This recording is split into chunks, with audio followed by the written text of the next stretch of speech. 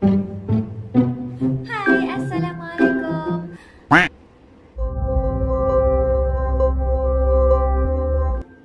Hai, Assalamualaikum. Selamat datang ke channel I am Fiza Nutritionist dan welcome to my office. Actually kan, masih berfikirlah macam mana nak buat office jadi satu tempat yang menarik supaya bila kanak-kanak datang, dia orang tak telah mudi, menangis, mengamuk-ngamuk, tak nak masuk. So sebenarnya kita nak bercakap dengan tenang dengan mak-mak yang bawa anak ni. Kalau ada komen, idea, boleh share kat bawah, okey?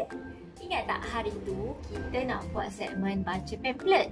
Tapi kali ni kita tak baca pamphlet lagi lah. Kita nak share satu buku kepada ibu-ibu, ayah di luar sana tentang pemakanan kanak-kanak. Buku apa tu? Kejap Okey. Buku Anak Kurang Berat dan Bagaimana Untuk Mengatasinya. Nak tahu tak ada apa kat dalam buku ni?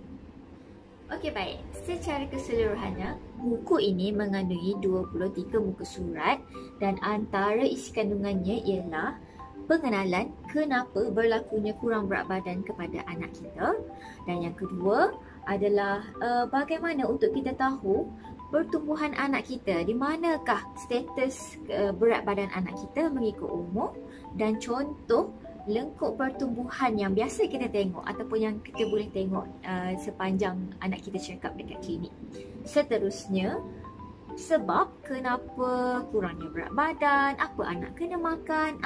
Ada juga contoh waktu makan untuk anak dan apa itu snack berkhasiat.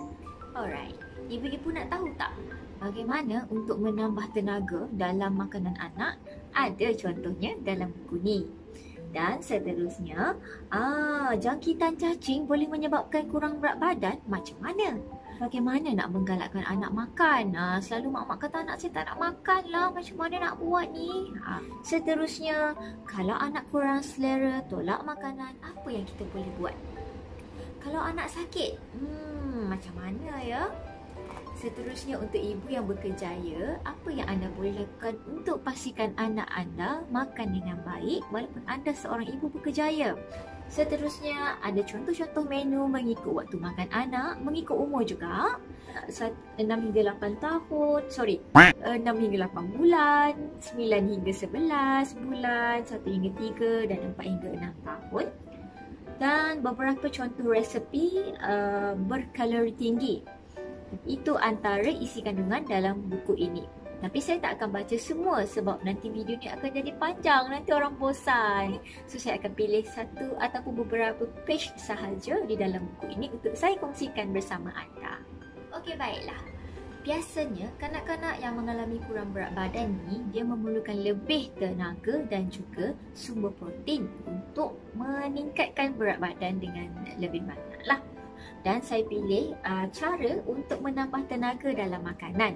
Contohnya, jika bahan atau makanan anak anda hari itu adalah bubur nasi, apa yang anda boleh lakukan untuk tingkatkan nilai kalori dan protein dalam makanan? Yang pertama, anda boleh tambah lauk seperti ayam, ikan atau daging. Ataupun anda boleh masukkan sedikit minyak ataupun titiskan minyak ke dalam bubur nasi anak anda. Seterusnya, kalau anda nak buat roti lah untuk anak, janganlah bagi roti kosong. Pastikan anda ada letak sapuan ke atas roti. Contohnya, margarin, mentega kacang ataupun anda boleh salut dengan telur. Buat roti telur. Okey? Dan apa lagi? Yang ketiga, contoh ke kacang. Jangan lupa ya, ke kacang merupakan sumber protein juga. Kalau anda ingin sajikan ke kacang kepada anak anda boleh goreng ke kacang tersebut dengan minyak ataupun margarin. Okay? Ataupun anda boleh blend buat kuih. Kita beralih kepada muka surat seterusnya. Jangkitan cacing boleh menyebabkan anak kurang berat badan. Boleh nampak tak? Jangkitan cacing ni biasanya anak boleh jadi kurang selera makan lah, dan sistem ketahanan badan anak pun akan berkurang. Anak akan jadi mudah demam dan mengalami bengkak kelenjar yang berulang-ulang. Jadi macam mana nak pastikan benda ini tidak berlaku? Yang pertama, pastikan anak memakai selipar atau kasut setiap kali berjalan keluar dari rumah. Dan pastikan juga anak membasuh tangan dengan sabun dan air setiap kali sebelum dan selepas makan dan selepas keluar daripada tandas. Dan sewaktu anak mandi, pastikan cuci seluruh bahagian badan dengan sabun. Pantau kesihatan anak dan pastikan anak anda menerima rawatan ubat cacing di klinik. Muka surat yang terakhir yang saya pilih adalah apa yang perlu saya lakukan jika anak saya sakit dan menolak makanan. Jika anak anda masih bayi, kerapkan penyusuan dari biasa. Yang kedua, anda boleh sediakan makanan lembut dan berair seperti sup dan bubur.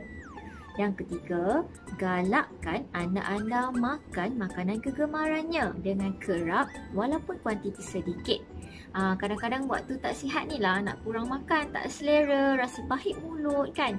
So, walaupun anak makan sikit, pastikan ibu bagi dengan kerap. Dan seterusnya, jika anak anda mengalami demam ataupun cirit-birit, galakkan minum air dengan lebih banyak.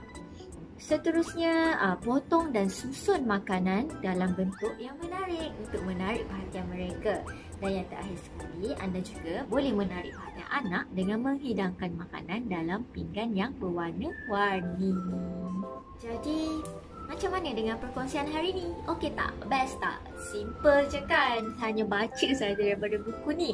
Walaupun sikit sahaja info yang saya baca, tetapi saya harap perkongsian tadi dapat membantu sedikit sebanyak ibu yang mempunyai anak yang mengalami kurang berat badan. Jadi, siapa yang nak buku ni? Angkat tangan. Alright. Buku ni limited edition tau. Saya pun tak ada sikit je.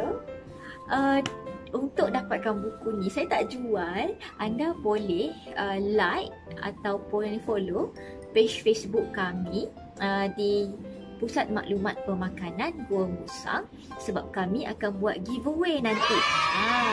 Untuk tahu bagaimana untuk dapatkan buku-buku atau bahan-bahan info daripada unit pemakanan, anda boleh sentiasa tengoklah page tu nanti ya. Jangan lupa like, share and subscribe YouTube channel ini.